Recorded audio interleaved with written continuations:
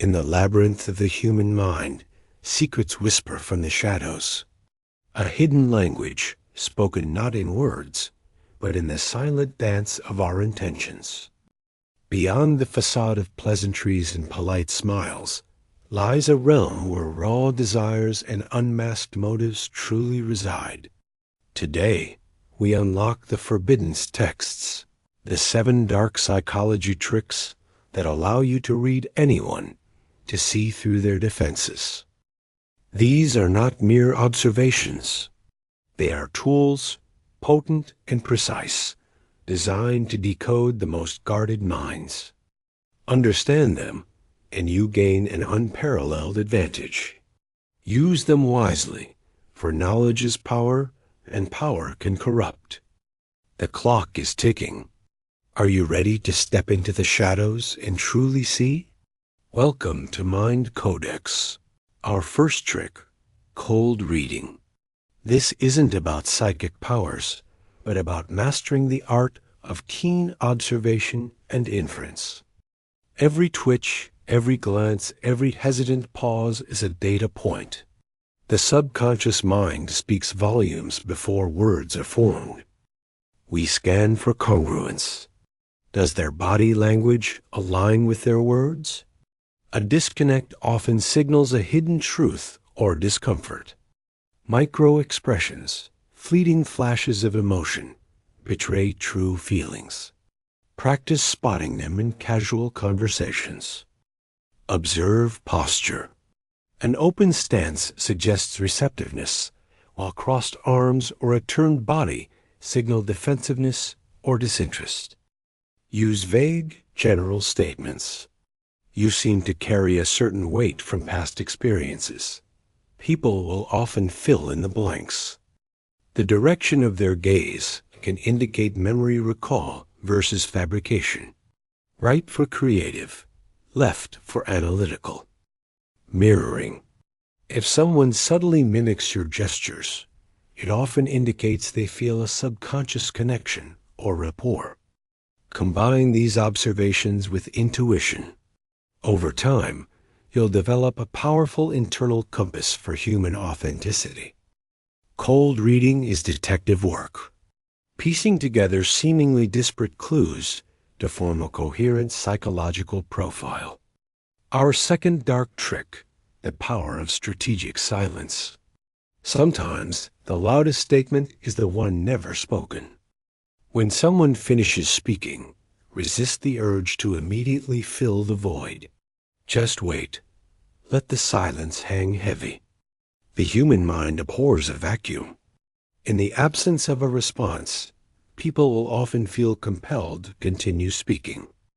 This discomfort will often lead them to reveal more, to over-explain, to expose details they initially intended to keep hidden. They'll try to break the silence, to salvage the social equilibrium. And in doing so, they'll often betray their true intentions. It's a subtle form of interrogation, where the pressure of the unsaid forces the truth into the open. Observe their reactions. Are they fidgeting? Do their eyes dart around? These are signs the silence is working. Let the truth drip out, drop by agonizing drop. Your patience becomes their undoing. This trick requires nerves of steel and unwavering resolve. Do not break eye contact. Do not flinch. Master silence, and you master the confession. You guide them without speaking to the core of their hidden narratives. Our third dark trick, the power of projection. We project our inner worlds onto others, revealing our own fears and desires. When someone relentlessly criticizes a specific trait in others, they often reveal their own deepest insecurities about that very trait. The loudest accusers are often the ones wrestling with the same demons they condemn. Their attacks are a shield. Observe what they celebrate in others. This often reflects their own aspirations, their own unfulfilled desires for greatness. What they admire in others, they secretly wish for themselves. What they envy, they desperately crave. Listen to their gossip. The nature of their complaints about others often mirrors their own personal struggles and moral dilemmas. They aren't just sharing anecdotes. They're projecting their own internal conflicts onto the stage of others' lives. This trick turns every conversation into a Rorschach test, where their interpretations reveal more about them than their subject.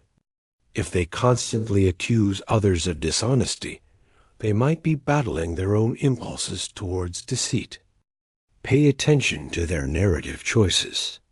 What themes constantly resurface? Therein lie their truest, most primal revelations.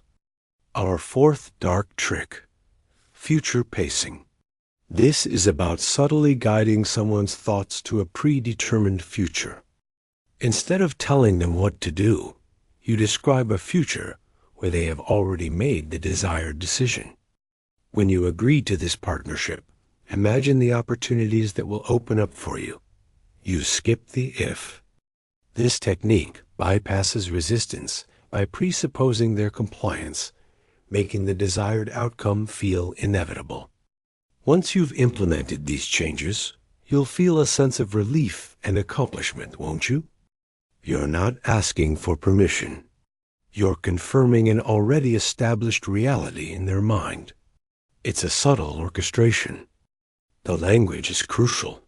Use sensory-rich descriptions that allow them to vividly imagine the future you are painting. This creates a subconscious agreement, a mental pathway that makes the future feel not just possible, but already decided.